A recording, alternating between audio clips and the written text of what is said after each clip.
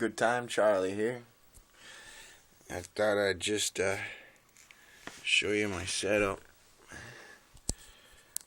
There's the large one. And it's going bloop bloop. And here are my 4 smaller ones. Essential in winemaking.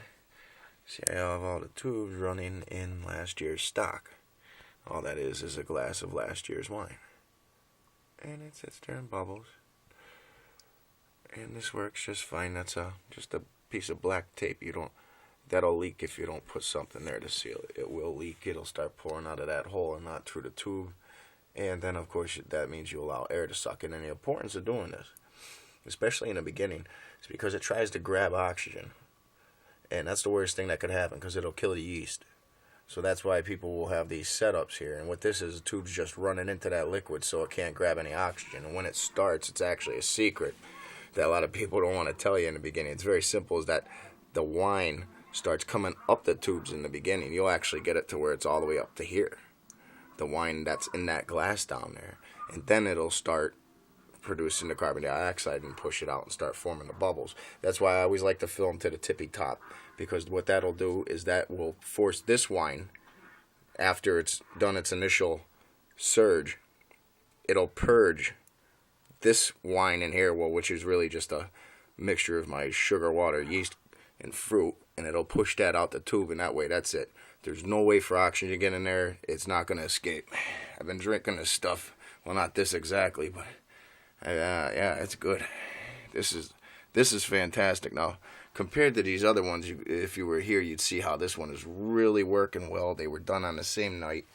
That's a gallon. And I have these pans here because it does tend to leak out of the breathers, as I said, because I fill them all the way to the top. And it's normal for the fruit to float on the top like this. You're never going to get it down. Just leave it alone.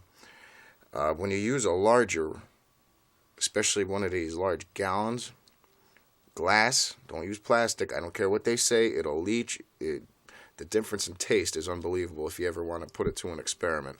But when you use a larger container, opposed to these little 40 ounces that I'm using, not only is this wine going to come out better, it's going to be more potent, and it's going to take a lot longer. I could draw this off at the end of the week.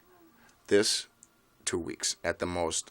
I'll at least let that sit there. I might actually let a couple of them sit there until they stop working. If you have a problem with a wine that worked and then stopped working suddenly, you're going to want to draw that off immediately at your draw off at the end of the week. 1 week. This will be drinkable in a week. Nice. And I think that's pretty much is from observation.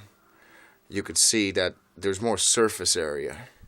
Not only is there more fruit, because there's an equal amount of fruit in all of them compared to the volume of water in ounces, but the surface area of the fruit is more complete on the bottom. It's like it's forming a nice plateau for that yeast to just get up there and attack, and whereas this, you won't be able to form that since it has the parabola of the cone is, yeah,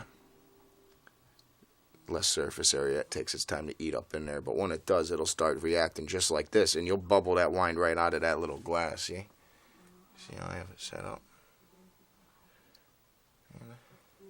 Yeah, that's my wine, and that's it. Survival of the fittest.